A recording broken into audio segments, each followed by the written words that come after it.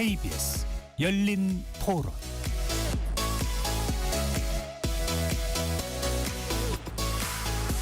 안녕하십니까. KBS 열린 토론 배종찬입니다.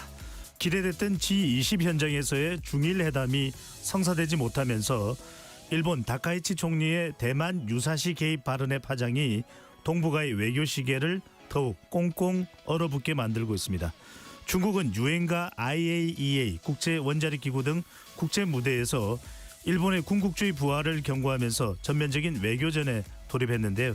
서해상에서는 최신 항공모함까지 투입해 무력 시위 수위를 높이고 있지만 다카이치 총리는 대만 유사시 개입 발언을 철회하지 않겠다는 강경한 입장입니다.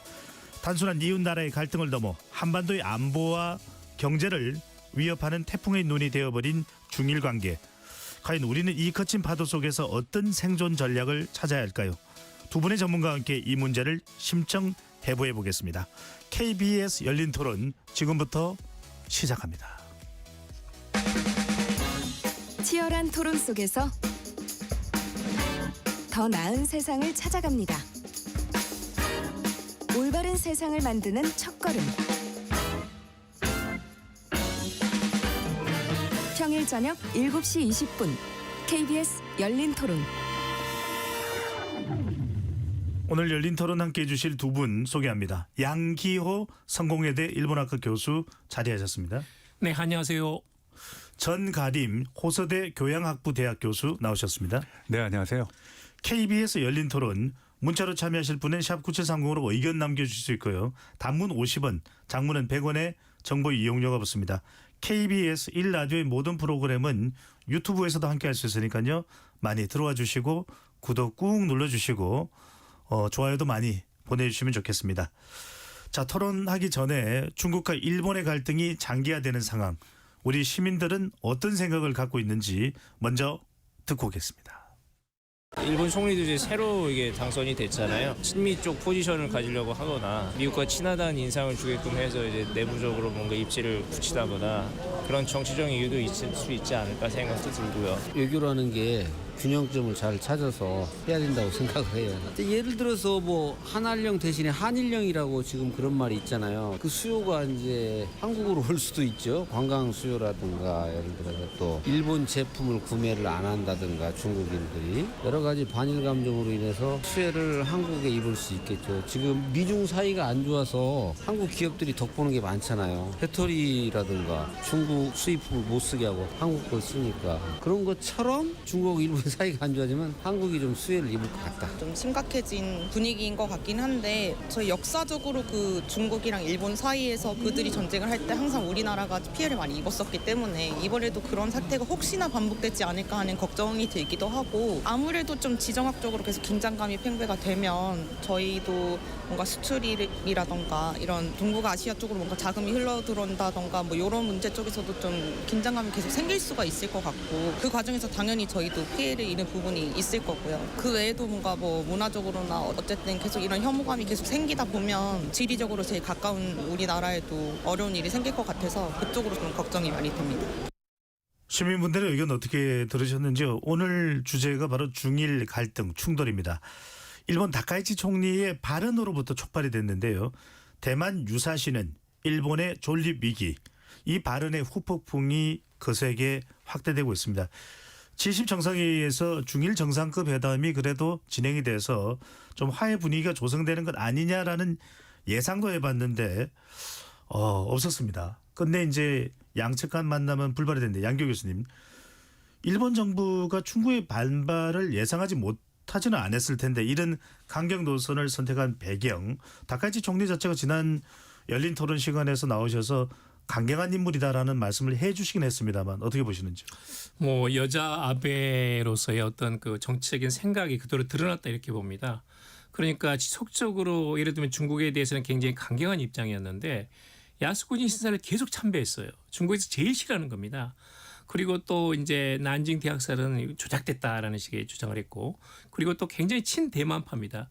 지난 4월에도 대만을 방문했고 경주에서 열린 에이펙 정상회담에서도 중일 정상회담 끝나고 나서 또 대만의 그 대표하고 만나가지고 사진을 찍었거든요. 그걸 SNS에 올리고.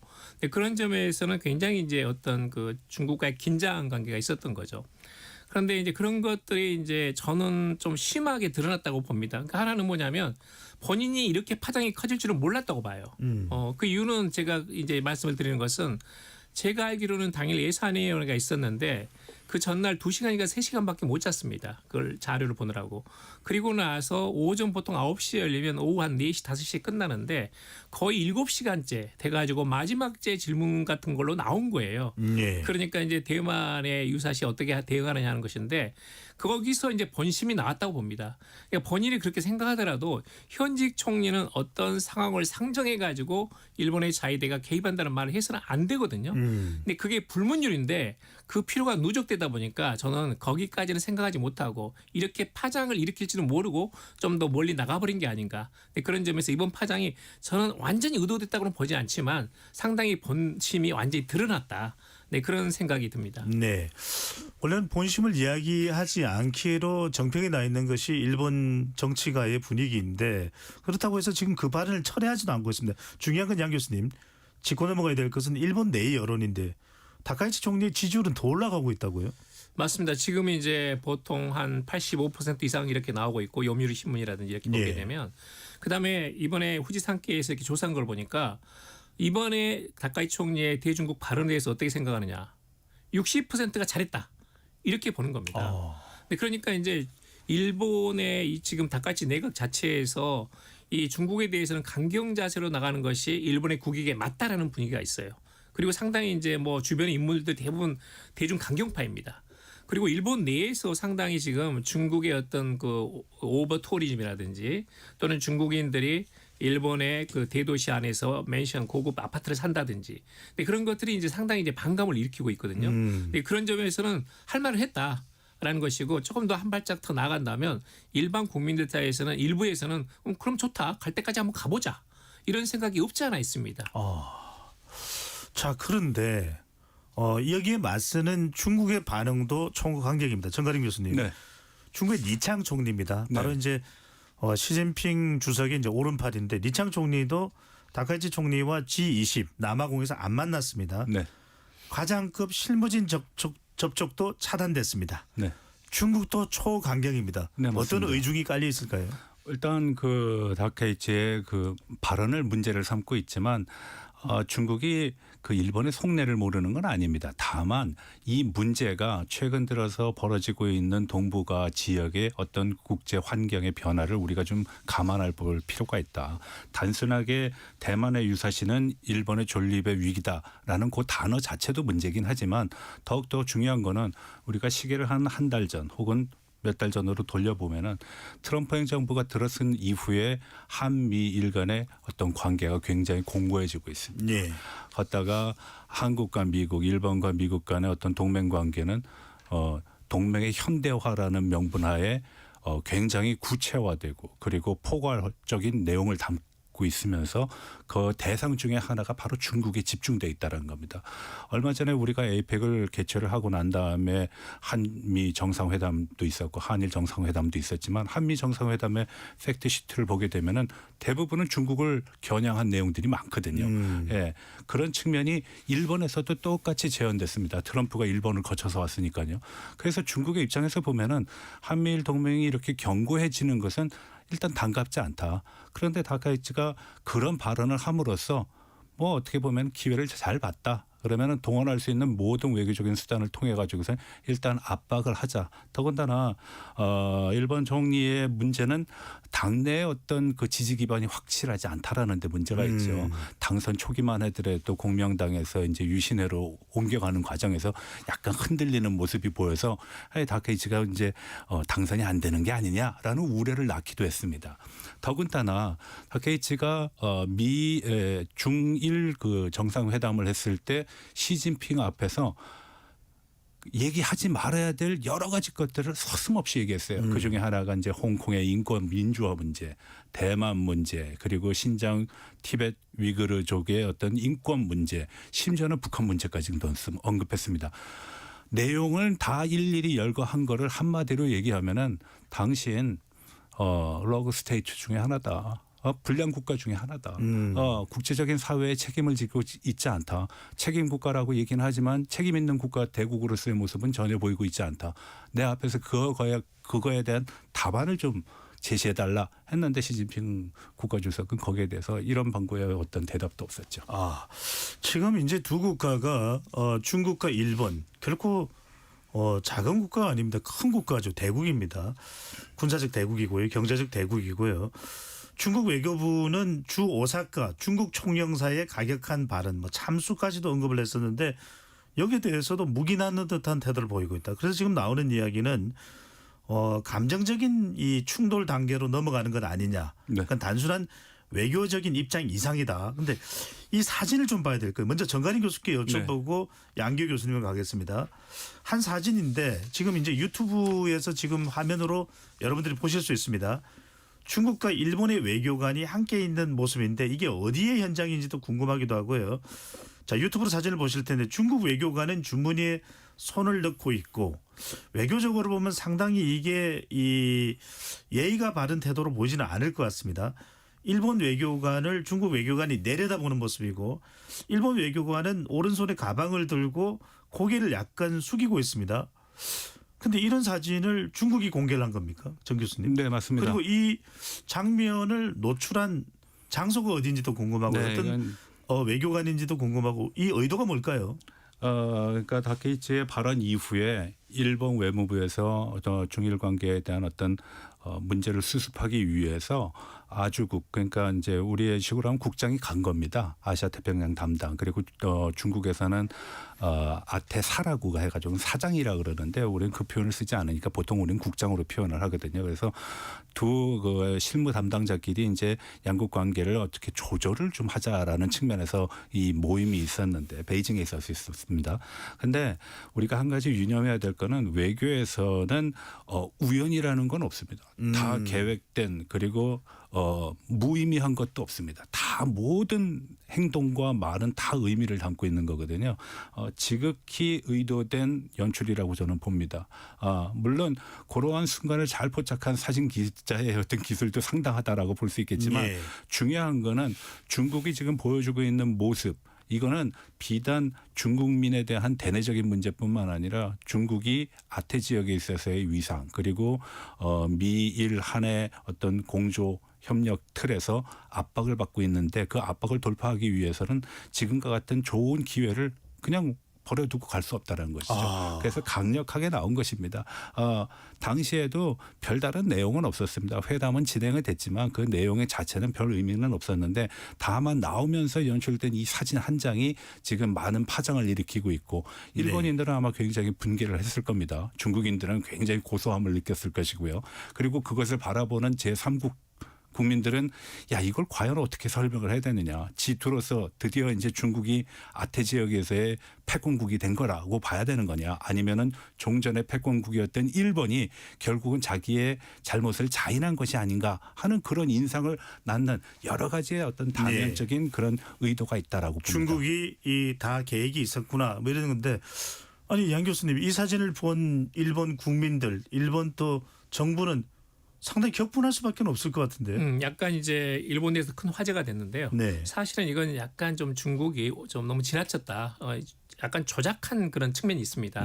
말하자면 원래 이런 사진을 내보낼 때는 중일 양국이 사전에 협의가 있는 겁니다. 사전에 승인이 있는 다음에 사진을 찍고 나서 내보낸 거거든요. 근데 그런 사전 승인이 없이 사전 협의가 없이 일방적으로 중국이 내보낸 겁니다. 그리고 이제 사실 그 장면은 상당히 오해가 있는데 그 장면은 마치 이 큰형한테 야단 맞는 동생이라든지 또는 이제 그런 그 스승과 제자 관계 같이 보이거든요. 근데 그게 아니고 이 중국 국장 뒤가 통역이 있습니다. 그 통역의 말을 듣고 있는 장면입니다. 그러니까 그것은 통역의 말을 잘 안 들리니까 가가지고 귀를 쫑긋 들으면서 고개를 숙일 수밖에 없거든요. 근데 그 장면인데 그걸 교묘하게 잘 잡은 겁니다. 그게 이제 중국 국내에 퍼지면서 상당히 이제 일본 내에서도 굉장히 화제가 되고 한 건데 사실은 일본 내에서는 이건 정말로 이건 그 주변 국가에 대한 예의가 아니다. 라는 굉장히 비판이 있고 그다음에 또 하나는 그 인민복도 문제입니다. 사실은 인민복은 어떤 역사성이 있어요. 예. 그러니까 중국 항일을 의미하는 거거든요. 그러니까 모택동이 마오쩌둥이 제일 좋아했던 옷이 인민복이에요. 그런데 이게 중일 간에 수교할 때 조은라이라든지 마오쩌둥이 입었던 인민복 그 협상할 때 인민복 말고 양자 당국 간에 중일 간에 협상할 때 이 인민복을 입은 적이 거의 없습니다. 네, 제가 알기로는 그 1972년에 그 주원라이가 입었던 그거 말고 협상 과정에서 중국 측에서 인민복을 입고 나온 것은 그 이후로 처음이 아닌가 하는 그런 지적도 있거든요. 예. 네, 그런 점에서는 중국에서 이 문제는 심각한 문제다. 이건 역사가 있고 내정 간섭이고 가만히 둘 수 없다라는 것이 완전히 그 마치 호주머니에다 손을 집어넣고 인민복을 입으면서 그리고 나서 야단치는 듯한 모습이거든요. 그러니까 이것은 좀 일본 내에서는 약간 네. 지나쳤다라는 그런 비난, 붕괴 이런 게 있습니다. 일본이 그런 감정적인 이 붕괴심 외에도 뭐 외교적으로 항의하거나 일본이 맞대응을 할 만한 게 있을까요? 가장 좋은 것은 지금 쉐젠이라는 저 오사카 총영사를 추방하는 거죠. 그런데 이 사람 제가 만난 적이 있어요. 예전에 제가 코베 총영사였을 때 총영사 모임이 1년에 한두 번씩 있습니다. 예. 그래서 돌아가면서 이제 한마디씩 하는데 갑자기 뜬금없이 내정 간섭 발언을 하지 말자 이런 말을 하더라고요. 근데 그때 내 기억에 신장 위구르 사태가 좀 있었어요. 인권 문제가. 예. 근데 그 말은 원래 그런 전에 하는 말이 아니에요. 그런데 다른 건 다 스타일은 좋은데 나는 그렇게 SNS에다 그렇게 심한 말을 올릴 줄은 정말 몰랐어요. 그러니까 제가 보기에는 이번에 중일 국장회보는 뭐냐면 그 사진에 나온 장면에 그 뒤에 있었던 그 전에 있었던 장면이라는 것은 이 사람을 추방하는 겁니다. 추방하고 싶은데 만약에 추방하게 되면 지금까지 전례가 없기 때문에 중국은 더욱더 분노하게 되는 거죠. 이 상황을 어떻게든 수습을 해야 되는데 지금 마침 쉬어진 한 4년 됐어요. 그러니까 자연스럽게 귀국하는 임기가 끝나고 돌아갈 때가 됐습니다. 그래서 제 추측으로는 아마도 추방하지 말고 자연스럽게 임기가 됐기 때문에 불러들이는 걸로 그렇게 아마 일본 측에 제안했을 가능성이 매우 높습니다. 이게 마치 데자뷰 같습니다. 예. 우리도 이와 비슷한 경험을 했습니다. 싱하이밍 대사가 그런 발언을 맞습니다. 했었고요. 그리고 지금 오사카 총영사를 하는 그 쉐젠 같은 경우에도 그런 발언을 한다라는 게 그게 그 사람의 그냥 개인적인 성향이라든지 발언이라고 저는 생각하지 않습니다. 아하.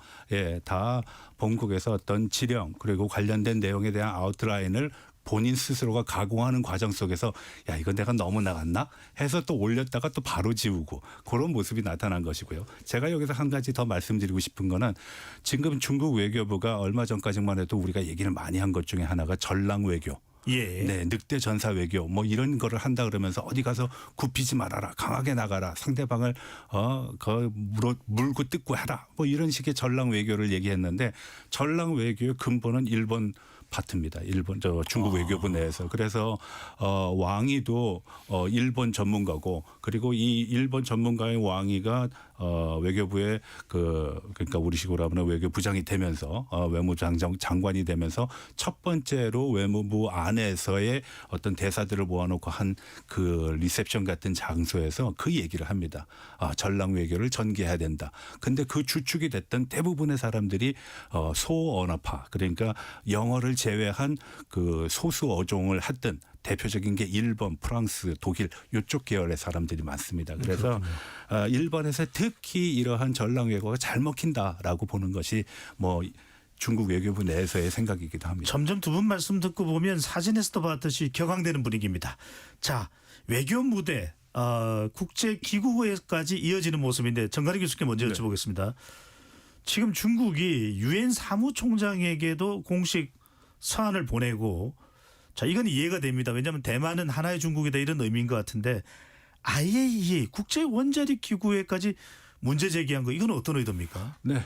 일본이 문제 있는 국가라는 걸 가급적 드러낼 수 있는 만큼 드러내고자 하는 의도라고 봅니다. 후쿠시마 원전의 어떤 쓰나미로 인한 어떤 문제가 한동안 굉장히 큰 문제가 됐었죠. 이게 비단 환경 문제뿐만 아니라 식생활과 관련된 어떤 생존의 문제와도 연결을 시켰고 그것이 굉장히 오랜 시간이 지나가지고선 월 초에 이번 달 초에 일본 수산물을 이제 중국이 수입을 했는데요. 수입한 지 보름 만에 다시 취소를 했습니다. 이건 결국 뭐냐? 일본이 결국은 이 지역 사회에서 우리가 믿을 만한 국가가 아니다. 그리고 상당히 많은 잘못을 하고 있다라는 그런 일본에 대한 일종의 디스라 그럴까요? 그런 모습을 전방위적으로 펼치고 있는 것입니다. 아마 조만간에는 문화유산을 가지고도 얘기할 겁니다. 뭐 사도광산 같은 것도 이슈가 되겠죠.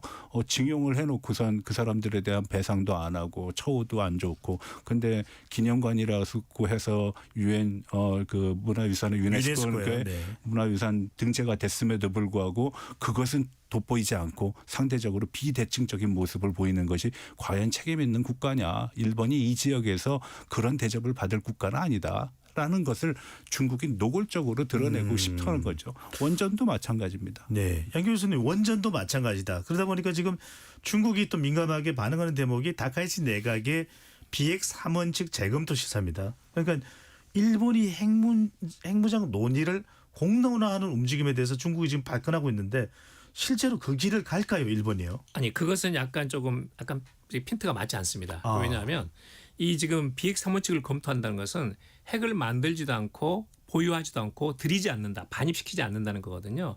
그런데 여기서 비핵 3원칙 가운데서 지금 다카이치 총리가 변경을 검토하고 있는 것은 반입하지 않는다입니다.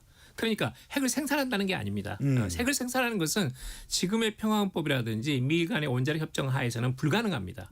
물론 이제 그 제철이라든지 농축이라든지 이런 것들이 한국보다는 훨씬 더 유리한 조건이지만 기본적으로 일본이 핵무장 국가가 된 것은 현재 상태로는 불가능하다는 겁니다. 그런데 대만 사태를 지금 생각을 해보면 미군에 갖고 있는 미군의 어떤 장거리 폭격기라든지 아니면 미군의 핵잠수함이 일본에 들어오거든요. 요코스카라든지 사세보라든지 그다음에 오키나와 항에 들어올 수 있습니다. 실제로 그런데 그것은 부인도 긍정도 하지 않으면서 실제로는 들어오고 있거든요. 그 형해화된 겁니다. 사실은 그 반입이 안 된다는 것은. 그러니까 그것을 노골적으로 완전히 긍정 상태로 만들어 놔가지고 대만 유사시에 미군들이 얼마든지 이런 그 부분에 있어서 이런 핵 추진 잠수함이라든지 아니면 핵을 가진 장거리 폭격기가 반입될 수 있도록 일본에 상륙해가지고 일본에 있는 미군 기지를 사용할 수 있도록 완전한 허가를 주는 겁니다. 근데 그게 가장 중요한 포인트고 또 하나는 저는 일본 국내용이라고 생각해요.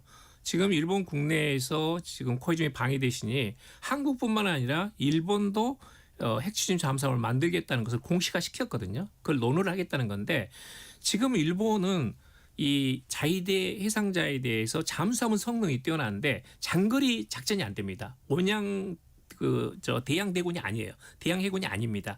그러다 보니까 일본의 해상자위대가 예를 들면 이런 서해안 또는 동해안 또는 태평양까지 이르기까지 얼마든지 이렇게 광역적으로 활동을 하면서 이런 군사 활동을 하면서 일본 내에서 거기서 주둔할 수 있는, 거기서 머무를 수 있는, 정박할 수 있는 그런 조건을 만드는 쪽으로 지금 가고 있는 겁니다. 그게 가장 중요한 포인트다 이렇게 보시면 됩니다. 그 핵 반입 금지에 관해서는요, 이렇게 생각을 하셔야 됩니다. 지금 주변 국가, 특히 북한의 어떤 핵 보유 그리고 중국의 어떤 핵 보유의 숫자가 증가하고 있고 러시아는 이미 다른 나라를 공격한 그런 경험도 있고요. 사실이 있기 때문에 이러한 측면에서 핵을 보유한 국가들을 견제하기 위해서는 핵 억지력이라는 것이 필요한데 과거에는 형해화됐다시피 뭐 들어왔지만 마치 안 들어온 것처럼 혹은 들어왔지만 마치 비어 있는 것처럼 얘기는 했지만 이건 공식화하면서 핵 억지력의 능력을 키우겠다라는 것이고 이것이 보다 가시적인 효과를 낼 수 있도록 공식화하겠다라는 의도가 담겨져 있기 때문에 아마 그 부분에 있어서의 어떤 수정 명분화를 찾기 위한 노력이라고 보시면 됩니다. 네. 정가리 교수님, 양기호 교수님 두 분 모시고 우리가 이런 이야기를 하는 것은 결국 우리에게는 어떤 영향을 미칠 것이냐라는 것입니다. 그러면 이제 이렇게 충돌하면서 중국이 이 문제에 대해서 한국도 판단해봐라. 우리 쪽 의견이 맞는 거 아니냐. 이렇게 우리 쪽에 한국 정부의 이런 동참을 중국의 입장에 대한 지지를 요구해 올 가능성 어떻게 보시는지요? 저는 사드 문제와 이 문제를 대비해 가지고서 우리가 좀 살펴볼 필요가 있다라고 생각을 합니다. 과거에는 우리가 사드 배치 이후에 중국으로부터 상당한 경제적인 압박을 받아왔어요. 그리고 그 중에서 나왔던 말 중에 하나가 한알령이란 말도 우리가 지금 공공연히 얘기하고 있고요. 근데 지금은 한 단계 더 수위가 올라갔습니다. 다만 일본의 능력치하고 한국의 능력치가 좀 같지 않기 때문에 중국의 대일본 압박은 대한국 압박과는 좀 다른 양상으로 나온 것 같습니다. 그렇지만 그 양상이 줄어들었냐? 저는 줄어들었다고 생각하지 않습니다. 오히려 외교적인 공간 그리고 사회 문화적인 측면에서의 전방위적인 대일 압박을 지금 중국이 전개하고 있다. 심지어는 군부도 이를 빌미로 서해에서 황해에서 그리고 남중국해에서 혹은 동중국해에서 훈련을 하고 있는데 우리가 그거 좀 주목해 볼 필요가 있다라고 봅니다.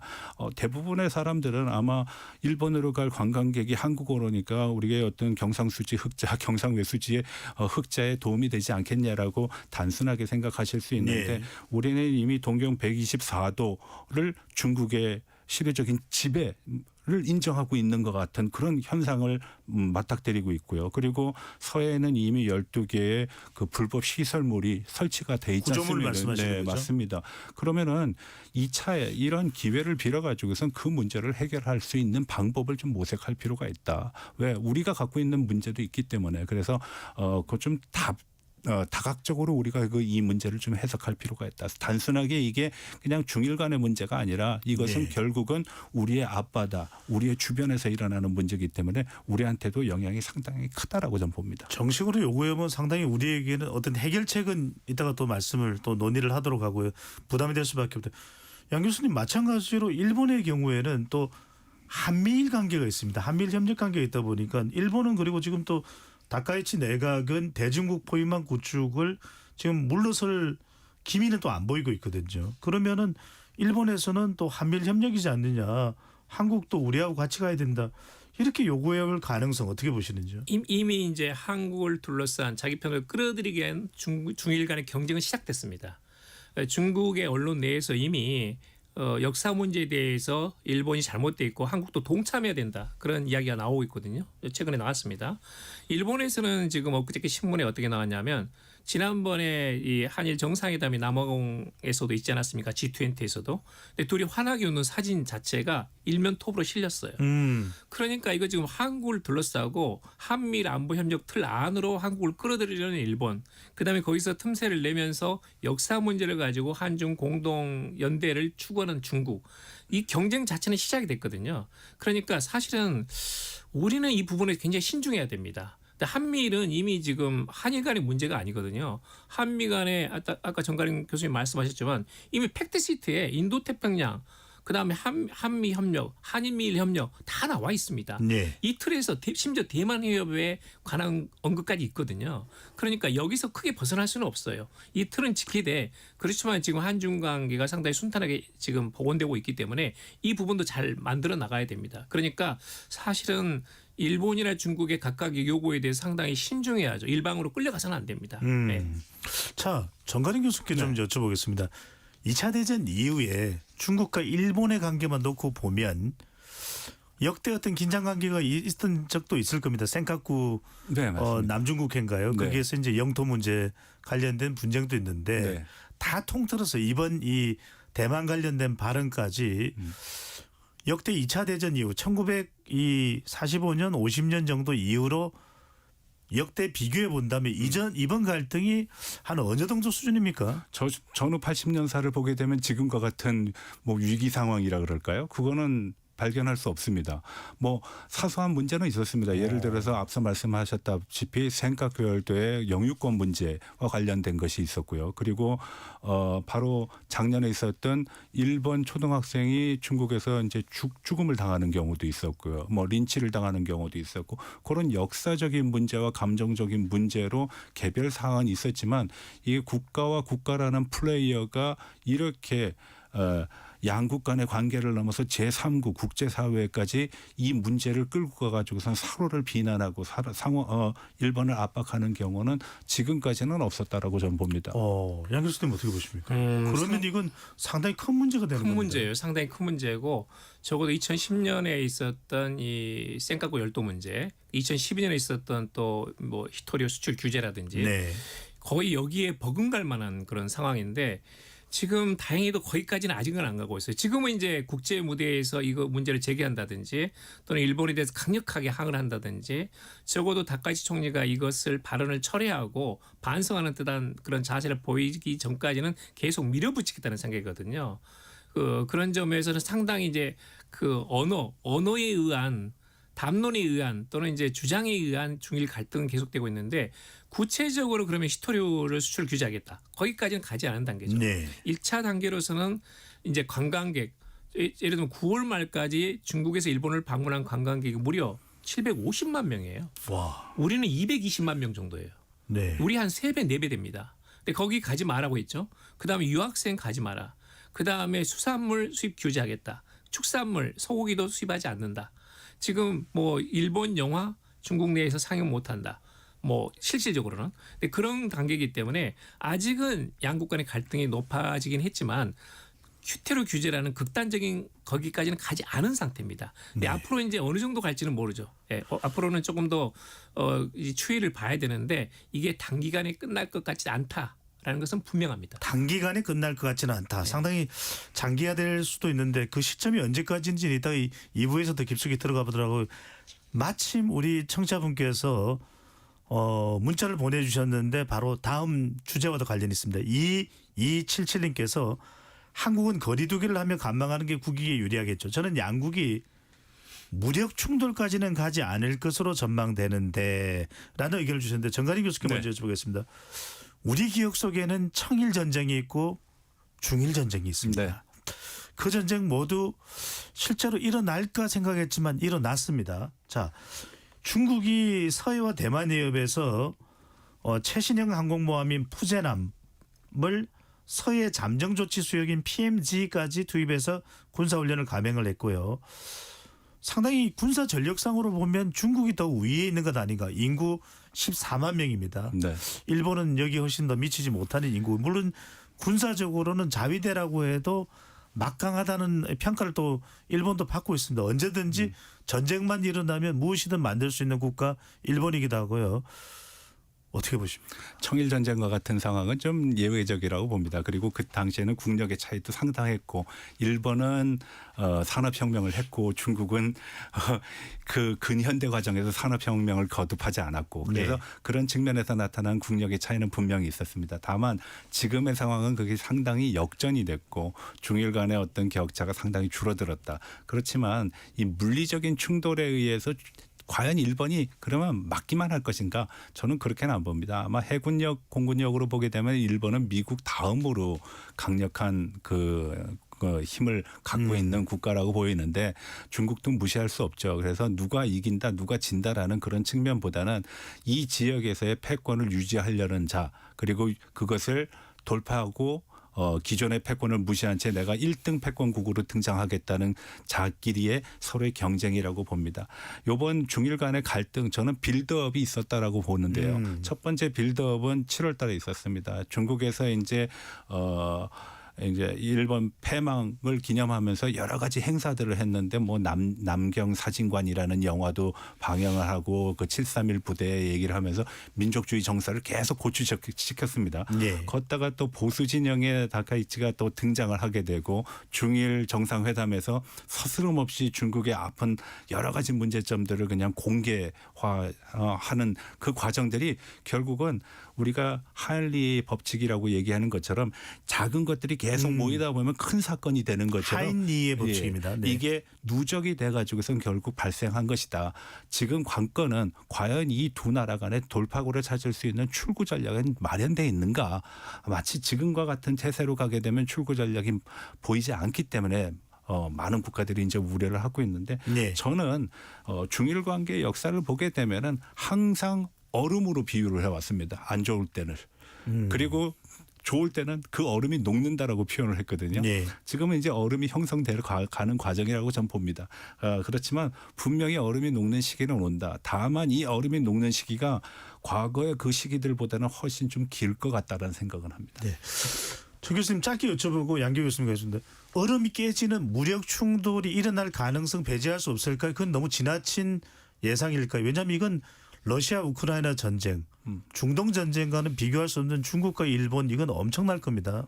어떻게 보시는지. 그러면은 다카이치의 발언에서 우리가 그 답을 찾을 수가 있습니다. 대만 해협에서의 무력에 의한 현상 변경이 일어나면은 일본은 아마 참전을 각오를 하겠죠. 근데 단순히 푸젠함이 오고 산동함이 오고 그 항모가 일본 주변 그리고 그 PMC 같은 경우에는 공해기 때문에 들어올 수는 있거든요. 그래서 그런 거는 문제가 안 된다라고 보면은 그런 훈련을 가지고 일본이 과도하게 민감하게 그리고 무력으로 대응을 한다라는 건 저는 바람직하지 않을 거고 일본도 그렇게 안 할 겁니다.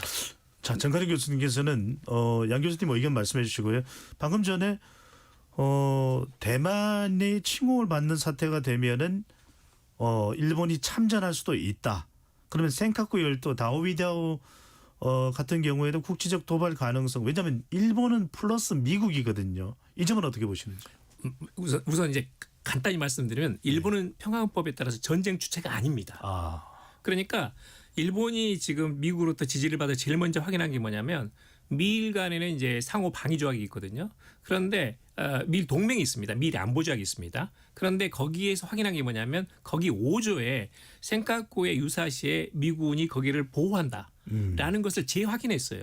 그러니까 이제 다시 한번 그건 정권이 바뀔 때마다 일본 측에서 미국이 요구하는 겁니다. 그런데 만약 유사시에 대만이나 센카쿠에서 충돌이 발생하면 미군이 먼저 출동합니다. 그러니까 오키나와라든지 또는 요코스카라든지 사세보에 있는 미 해군이나 공군이 먼저 출동하는 겁니다. 전리비기 사태라는 것은 일본이 거기에 심각한 위협을 받았을 때 미군이 먼저 출동하고 일본이 후방에서 지원하는 겁니다. 그러니까 미군의 함선이 공격받을 경우에 거기에 대해서 예를 들어 미사일이 날라오면 그걸 막는다든지 아니면 미군이 부상했을 경우에 일본이 야전병원에서 일본이 직접 부상병을 치료한다든지 또는 이제 보급품을 제공한다든지 하는 거죠. 그러니까 중일 간에 직접 충돌하지 않습니다. 원칙적으로. 그 기본적인 지금 평화헌법에서는 먼저 미국이 예를 들면 중국이 대만을 침공했을 때 미국이 출동하는 것이고 예. 그 뒤를 일본이 백업하는 겁니다. 그냥 지금까지는 전리비기 사태가 났다 할지라도 직접 선제 공격을 하는 건 안 됩니다. 그건 선제 공격을 하는 게 아니고 그건 미군이 있고 후방에서 일본 자위대가 지원하는 거죠. 예. 양 교수님, 근데 평화헌법 구조가 개정된다면 상황은 바뀔 수가 있는 겁니까? 맞습니다. 그건 이제 평화헌법이 구조가 바뀌어가지고 예를 들면 국방군으로 된다. 자위대가 아니라 네. 지금은 자위대라는 것은 먼저 선제 공격을 받아야 거기에 대응할 수 있는 전수방위 원칙입니다. 근데 그게 일반적으로 있기 때문에 평화법화에서는 이걸 거쳐가지고 선제 공격도 가능하고 지금 어느 부분은 이제 나간 데가 있습니다만 선제 공격까지 그렇지만 그건 논리상의 일이고 실제로 벌어진 적은 없거든요. 근데 그러니까 그것은 기본적으로 평화헌법을 고치지 않는 한은 핵무장 국가가 되는 것은 없습니다. 그런 일은 없을 테고 그다음에 일본이 선제 공격하는 것도 굉장히 어렵습니다. 기본적으로는 일본의 안보는 미군이 지키는 것이고 거기에 일본이 보조 후방 부대로서 지원하는 거다. 이게 기본 틀이다고 보시면 됩니다. 네. 일단 미국이 먼저다. 그러면 중국과 미국의 충돌도 참 이건 상상하기 싫은데 정 교수님, 네. 대만 해협에서 우발적인 충돌이 발생할 경우 우발적인 충돌을 말씀드렸습니다. 자, 일본은 여하튼 후방 지원을 할 테고 여기 한미일 협력이거든요. 미국이 주한 미군의 역할을 요구해 올 때 어떤 상황이 벌어질까요? 이 우발적인 충돌을 방지하기 위해서 중국과 미국은요 꾸준히 그리고 비정기적이긴 하지만은 아주 빈번하게 접촉을 하면서 조율을 합니다. 네. 이런 상황에서는 이렇게 하자, 이런 상황에서는 뭐 하지 말자라는 거. 그래서 우리가 생각하는 것만큼 그렇게 충돌의 가능성이 높다라고는 저는 보지 않습니다. 두 번째로는 앞서 양 교수님께서 말씀하셨다시피 동맹국으로서 아마 개입, 관여 그리고 뭐 그런 거는 있을 수 있을 겁니다. 그렇지만 주도적인 측면에서 우리가 먼저 나서는 그런 상황은 일본이나 한국에서는 벌어지지 않을 거라고 저는 봅니다. 지금 이 문제를 가지고 왜 이렇게 중일 관계가 심각하냐. 시기적으로 매우 안 좋은 시기에 딱 이게 아구가 맞았습니다. 아하. 예를 들어서 12월 달은 중국의 국가 기리라 그래가지고선 항일 전쟁을 기념한 남경에 대한 희생자들을 애도하는 그런 행사를 국가적으로 합니다. 우리식으로 하면 일종의 현충일 같은 그런 행사를 해요. 과거에 없었습니다. 중일 관계가 안 좋아지면서 그게 나타났고요. 두 번째로는 이제 2년 뒤에면 시진핑은 4년임을 봐야 되거든요. 경제 안 좋죠. 미중 관계 갈등이죠. 그리고 수출 쪼그라들고 있죠. 부동산 살아나지 않죠. 중국이 안고 있는 문제는 굉장히 많습니다. 이거는 그러한 관점을 다른 곳으로 이전시킬 수 있는 굉장히 좋은 기회일 저는 수도 그 말씀에 있습니다. 정말 그 동의하는 게 사실은 일본 사람들이 한국이나 중국이 느끼고 있는 그 피해 의식을 굉장히 경시해요. 특히 이 정권에서는 더욱 다카이치 정권이 더욱 그렇습니다. 그러니까 대만이라는 것은 1894년에 청일전쟁이 있었고 시모노세키 조약에서 빼앗긴 겁니다. 그게 딱 예. 130년 전이에요. 근데 그 대만 문제에 대해서 일본이 유사시에 개입하겠다는 것은 중국인의 시각으로 봐서는 또 다른 침략인 겁니다. 그리고 청일전쟁 때 끝나고 나서 그 과정에서 요수훈이 함락이 되면서 요수훈에 있는 중국 민간인들 대량으로 학살이 됐거든요.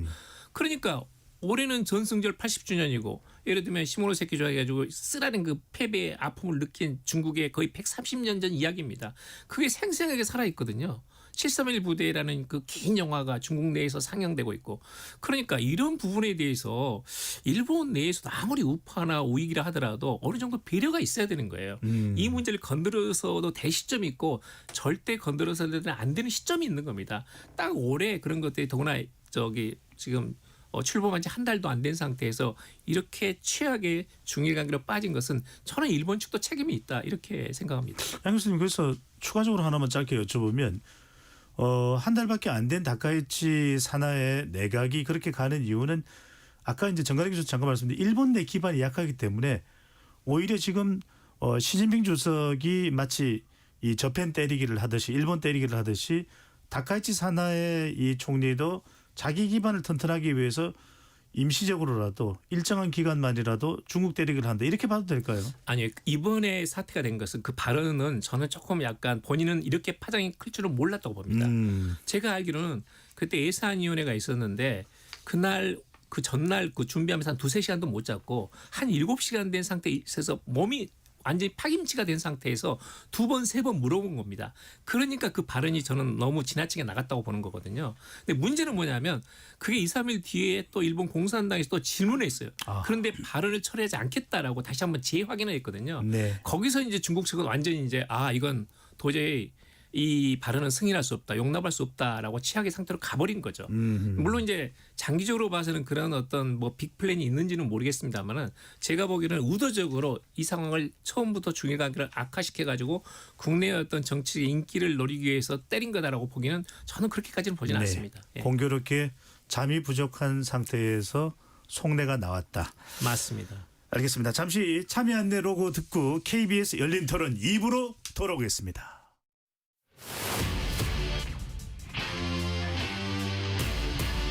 토론에 정답은 없습니다. 토론이 세상을 바꿀 수도 없습니다. 하지만 질문은 새로운 세상을 만들 수 있습니다. 질문으로 올바른 세상을 만드는 첫걸음 KBS 열린 토론.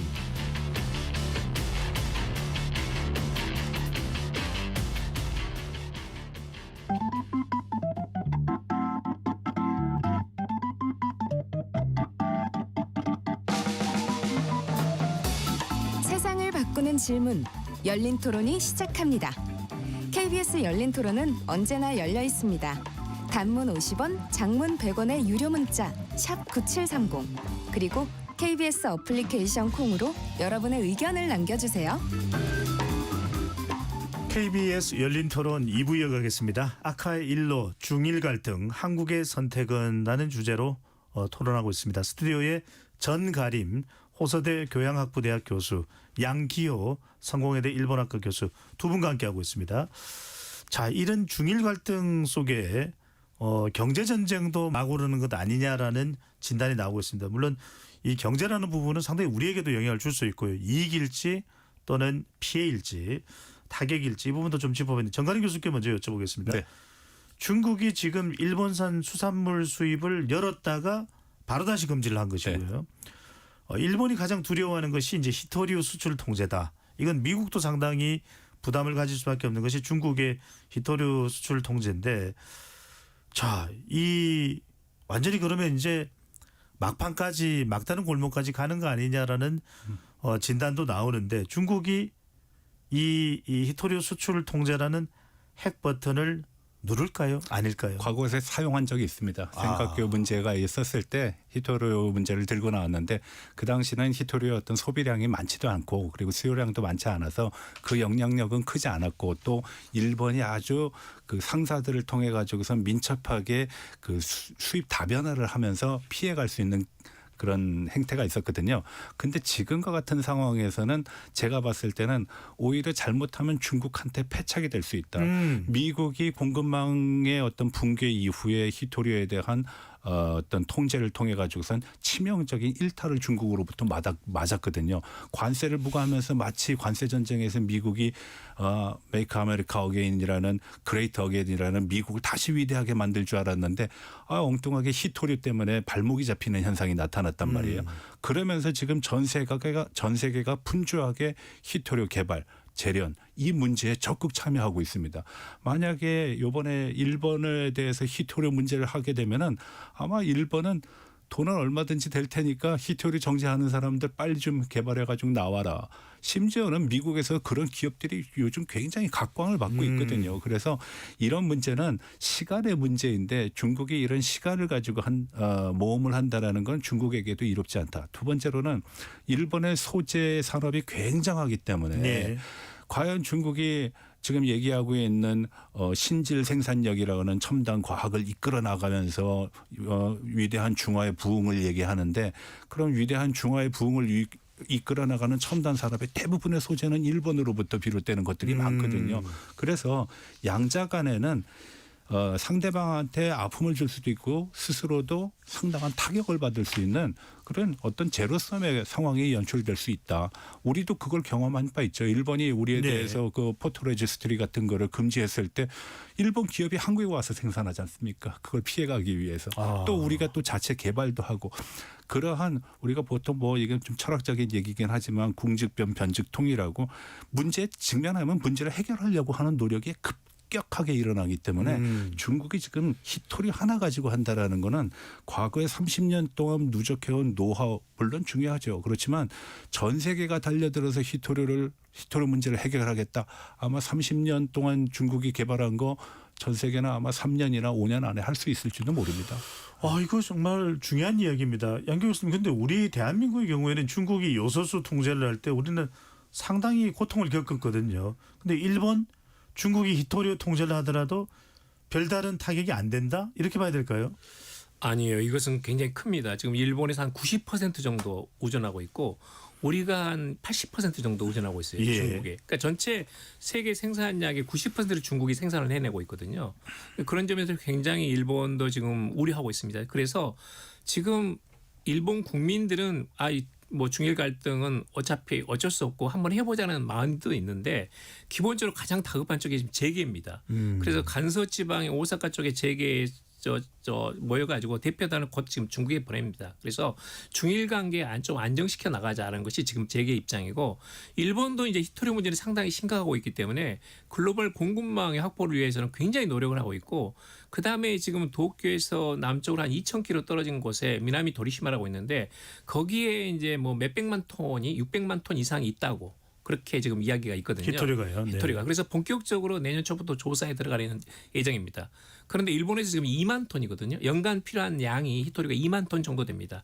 그러니까 600 몇십만 톤이라고 그러면 꽤 오랫동안 쓸 수 있는 거죠. 네, 그런 점에서는 지금 다카이치 총리가 직접 지시를 해가지고 그 부분을 지금 내년 초부터는 조사에 들어갑니다. 그게 얼마나 그 경제 가치가 있는지. 그리고 이제 실제로 이게 상당히 심각한 게 지금 무역에 있어서 일본에서 중국에 대한 대중 의존도가 일본이 한 27, 8%, 네. 우리가 한 23% 됩니다. 그런데 세계적으로 평균을 따지게 되면 전체적으로 한 14%예요. 그러니까 어느 나라든 간에 중국에 대한 무역 의존도가 한 14% 되는데 한국이나 일본은 미국도 마찬가지고 전체로 10% 이상 높습니다. 그러니까 역시 주변국이다 보니까 이 무역이라든지 또는 중국산 저가품 더구나 일본은 지금 물가가 올라가지 심각한데 일본에 있는 수많은 저가 양판점에서 중국 물건을 안 들어오면 팔 수가 없어요. 아하. 그러면 우선 당장 일본 국민들은 그렇잖아도 심각한 물가 고에 또 노출되는 겁니다. 그래서 그런 부분에 있어서는 재계가 지금 일본의 재계는 상당히 심각하죠. 이 문제를 안정시키지 않으면 어렵다라는 것이 이제 재계의 생각이고 그런 점에서는 일본 정부는 당분간 어쩔 수 없지만 재계라든지 공명당 쪽 지금까지 중국하고 원활한 소통을 가지고 있던 네. 채널을 가지고 있던 쪽에서는 적극적으로 지금 나서고 있는 그런 상태입니다. 양 교수님, 우리 경제에 타격은 없을까요? 우리도 심각하죠. 그때 말씀하신 대로 요소수 중국에 대한 의존도가 97%예요. 얼마나 그때 힘들었습니까? 그래서 우리 정부도 지금 그 TF 만들었습니다. 히토율을 여러 가지 폐 가정 같은 데서 뽑아내가지고 재활용 한다든지 아니면 국내에 있는 다른 방법을 찾아본다든지 해가지고 이 부분에 대해서 상당히 노력을 하고 있고 적어도 이것에 있어서는 중국이나 일본이나 한국이나 글로벌 공급망의 안정화 특히 이제 그 전략 물자 아닙니까? 이것은 전략 광물입니다. 히토리는. 그런 점에서 굉장히 상호 간의 소통하고 서로 공통된 점이 있거든요.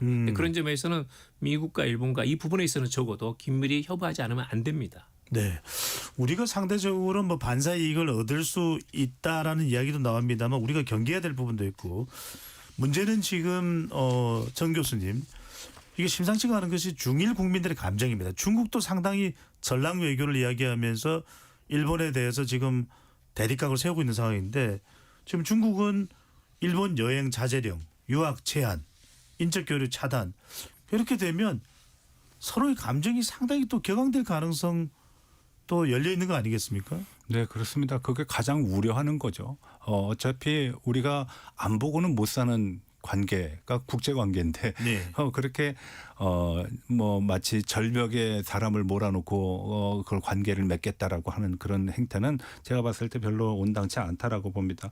그래서 이러한 감정적인 측면을 돌파할 수 있는 방법을 찾아야 되는데 조금 중국이나 일본이나 조금 지금의 모습을 보게 되면 좀 거친 것 좀 거칠다 하는 그런 인상을 지울 수가 없습니다. 다만 제가 오늘 이 자리를 빌어서 한 가지 말씀드리고 싶은 거는 중국이 뭐만 하면은 관광객, 뭐만 하면은 뭐 한알령, 한일령 같은 사회 문화에 대한 제재 그리고 뭐 유학생, 경제보복 이런 관행은 다시는 재현되지 않도록 조치를 하는 것도 필요하다라고 봅니다.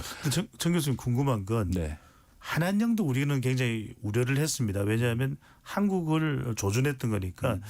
근데 이런 게 있을 때 이 중국 내에서 그런 자정의 목소리가 나올 수 있습니까? 그러니까 너무 정부가 중국 공산당이 너무 심하다 이렇게 국민들까지는 엮지 말자 이런 정서가 있을 수 있습니까? 거의 불가능한 상태입니까? 불가능하다고 봐야죠. 민주사회라는 거는 소통의 쌍방향이 존재하는 거고 사회주의 국가라는 건 소통의 단방향만 존재하는 거니까 그런 문제가 전혀 나오지 않죠. 우리가 한알령 한다 그랬을 때 중국에서 한알령이란 단어조차도 없다라고 얘기하고 인정도 안 하고 그리고 국민들이 나서서 이제는 한국 연예인들도 볼 때가 됐는데라고 얘기하는 사람은 하나도 없습니다. 그거는 체제적인 어떤 한계성 때문에 나타나는 문제이기 때문에 그 문제를 극복하는 거는 저는 쉽지 않다라고 봅니다. 네.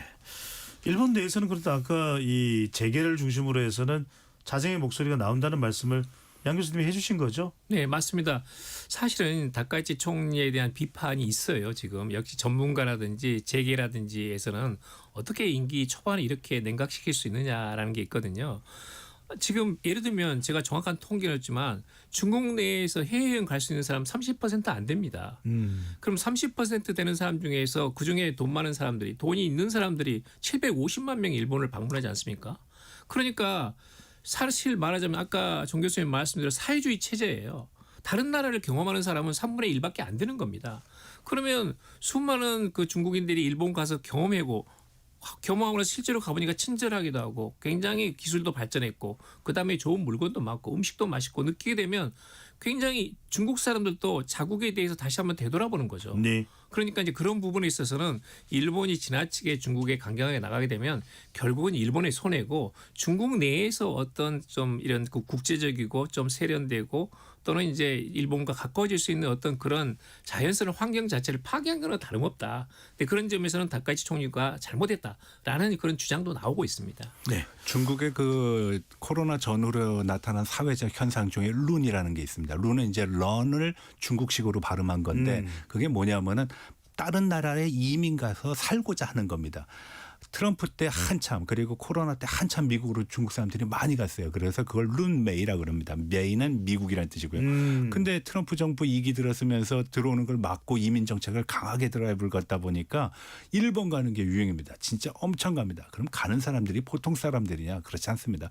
소득이 높은 사람들, 지식인들 그리고 어느 정도 사회적인 어떤 지위가 있는 사람들이 먼저 가게 되는 것이거든요. 그렇다라고 보면은 이게 정부 사이드에서 얘기하는 거하고 일반 대중들이 생각하는 그런 거에는 상당한 어떤 격차가 있다라고 얘기할 수 있겠습니다. 미국으로 가는 것은 런메이. 네, 런메이. 일본으로 가서 런르. 네. 그렇군요. 자, 그런데 지금 이 중일 충돌에 대한 중대한 분기점이 될 부분이 바로 이겁니다. 트럼프 대통령이 시진핑 주석과 이제 통화를 일단 했습니다. 차근차근 좀 짚어봐야 될 것 같은데 먼저 트럼프 대통령이 시진핑 주석과 어제 통화를 했습니다. 지금 보도에 따르면 대만 문제도 거론했을 것이다 라는 이야기가 나오는데 추정컨대 정관희 교수님부터 먼저 여쭤보고 양 교수님을 가겠습니다. 무슨 이야기가 오고 갔고 이거 트럼프 대통령이 먼저 전화를 건 거죠? 아닙니다. 이건 시진핑이 먼저 걸었습니다. 먼저 걸었습니까? 네, 아주 예외적인 상황이 발생했고요. 그러네요. 예, 그리고 시진핑 주석이 왜 했을까요? 양자 간의 얘기는 바로 트럼프 소셜 그 네트워크에 바로 올라가서 아주 내용을 거의 뭐 실시간으로 우리가 다 브리핑을 받는 그런 상황이 연출이 됐는데 주요 예. 내용은 이제 무역 이행과 관련된 거, 관세 무역과 관련된 거. 그래서 펜타닐 관세 10% 인하 그리고 펜타닐에 대한 중국 정부의 통제 문제 그리고 대두 수입의 문제 미국의 어떤 규제 완화 같은 조치들이 이제 얘기가 됐고요. 대만 문제는 특별히 언급이 되지 않았습니다. 흥미로운 거는 중미 간의 어떤 통화가 있은 다음에 트럼프가 바로 일본과 통화를 합니다. 예. 그리고 관련된 중국과 논의된 내용을 모두 전달했다고 트럼프 대통령이 본인의 그 소셜 계정에다가 올렸는데 일본하고 미국의 어떤 공식적인 반응은 지금 나오지 않은 상태입니다. 아니 그런데 정관희 교수님 제가 확인을 안 할 수가 없는 게 펜타닐 이야기 늘 했던 이야기고 네. 대두 이야기 큰 콩을 말합니다. 늘 했던 이야기고 그것 때문에 시진핑 주석이 전화를 했을까요? 제가 봤을 땐 그런 것 같습니다. 앞서 양 교수님이 말씀하셨다시피 결국 대만 해협의 현상 변경이라는 거는 중미 간의 갈등이지 예. 중일 간의 갈등이 직접적이진 않다라는 거거든요. 그러면은 오히려 미국과의 관리를 잘 해놓는 게 낫다. 그리고 그 과정 속에서 나온 게 바로 4월 달에 트럼프 방문 그 이후에 내년 안에 시진핑의 국빈 방문을 미국 방문을 이제 얘기를 한 건데 그거는 다 일종의 온도를 조절하고 관계를 조절하고 톤을 어떻게 조절하는 그 조절의 관계라고 저는 생각을 합니다. 네. 자, 정리를 해드리면 중국의 시진핑 주석이 트럼프 대통령에게 어제 전화를 먼저 했습니다.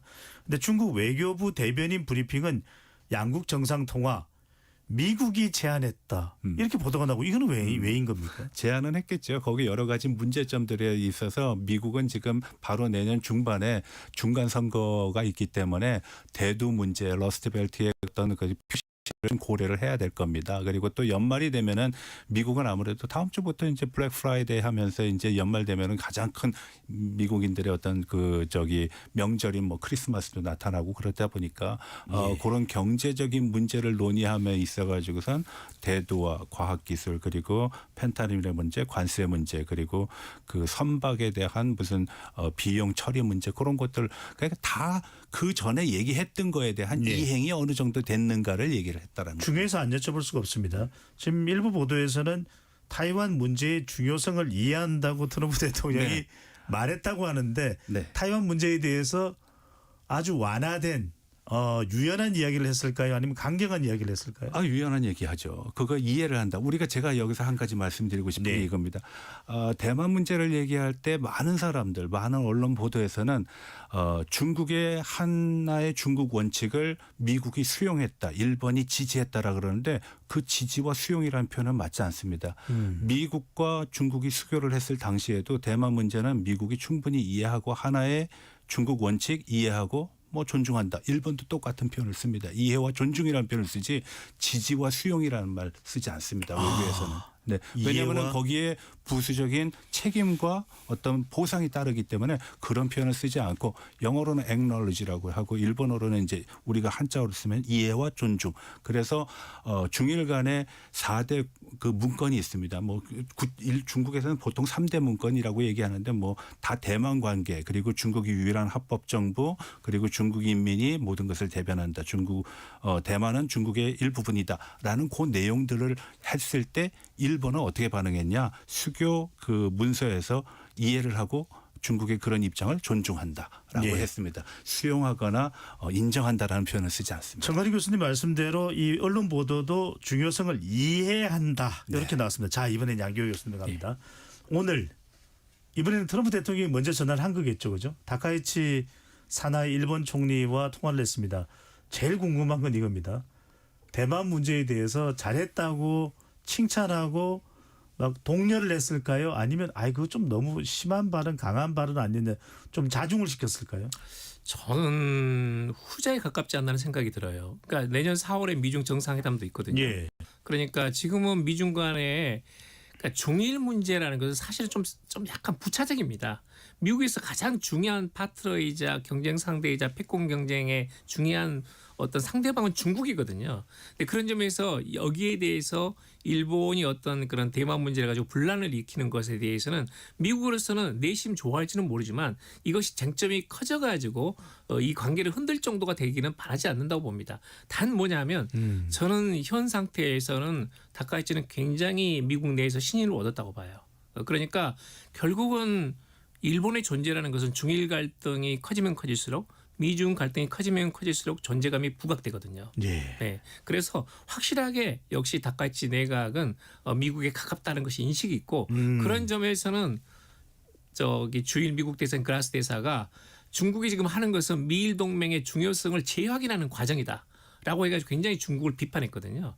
그리고 아까 말씀드린 것 같이 미국의 그런 전쟁부에서 이미 미일 간의 상호 조약에 있어서 5조에 따라서 센카쿠 유사시에는 미국이 방어한다는 것이 다시 한번 재확인됐으니까 그런 점에서는 제가 보기에는 외교적으로는 미일 동맹을 재확인했다는 점에서는 상당히 이 다카이치 정권의 입지가 탄탄해졌다 이렇게 볼 수 있습니다. 일본 국내적으로도 그렇고요. 예. 일본 트럼프 대통령이 크게 격려하고 인정했지만 너무 크게 확대되는 것에 대해서는 바람직하지 않다라는 것이 제 이야기를 했을 생각입니다. 것이다. 자, 그런데 양 교수님 여쭤보고 바로 정관희 교수님 가겠습니다. 그런데 대만의 라이칭더 총통은 일본 수산물을 시식하면서 일본과의 연대를 또 과시했거든요. 이른바 미일 대만 밀착입니다.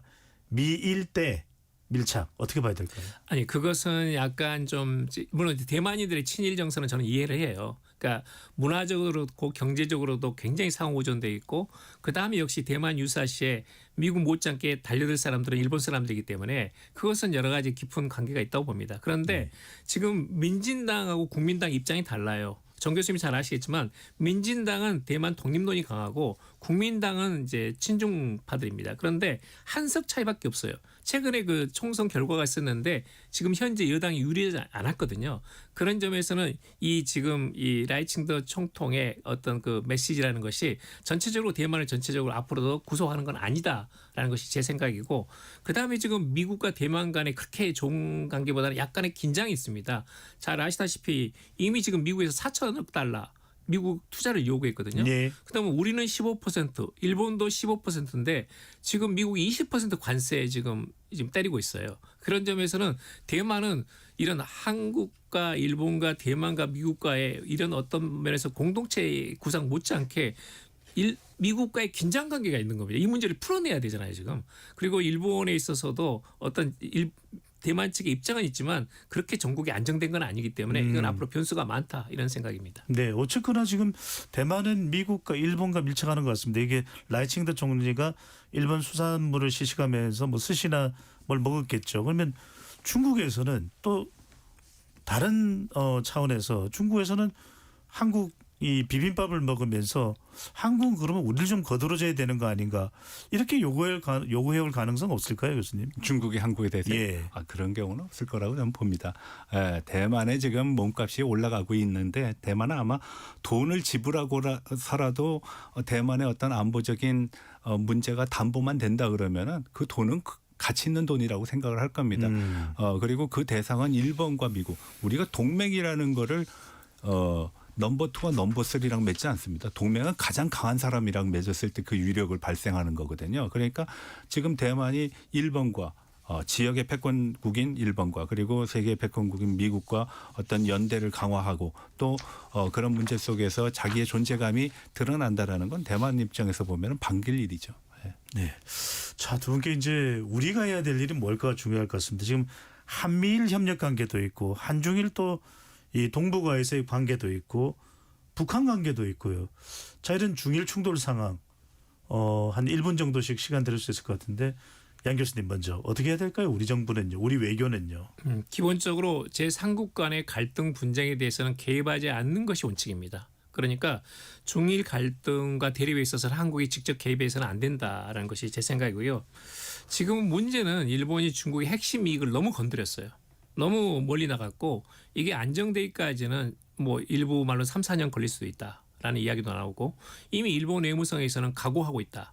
장기적인 냉각 상태를 그런 그 경우거든요. 그래서 지금은 한국이 나서 가지고 이것을 중지할 상황은 아니라고 보고요.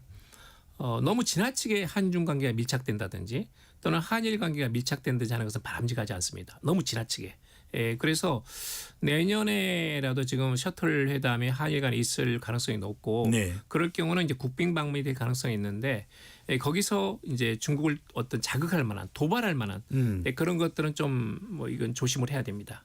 그리고 이제 한중 관계 너무 가까워져도 예. 뒤에서 항상 미국과 일본이 보고 있습니다.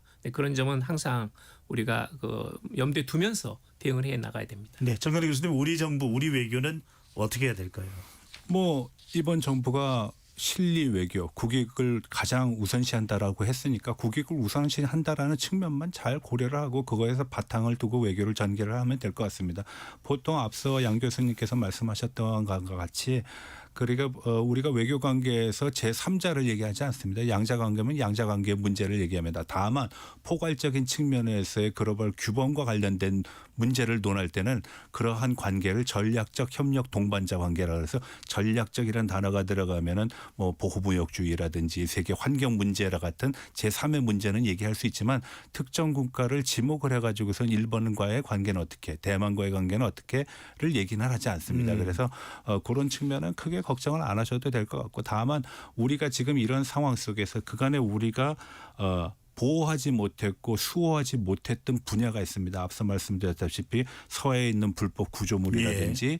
동경 124도선 그리고 불법 어로 문제 같은 거에 대한 좀 현실적이고 타당하고 합리적인 그런 방안을 중국과 모색하는 계기가 됐으면 하는 바람입니다. 네. 중일 충돌 사이에서 우리 외교가 가야 될 길을 정확하게 제대로 파악을 할 필요가 있을 것으로 보입니다. KBS 열린 토론은 이것으로 모두 마무리하겠습니다. 오늘 함께해 주신 양기호 성공회대 일본학과 교수, 전가림 호서대 교양학부 대학 교수 두 분 말씀 고맙습니다. 네, 감사합니다. 고맙습니다. 지금까지 KBS 열린 토론 배종찬입니다.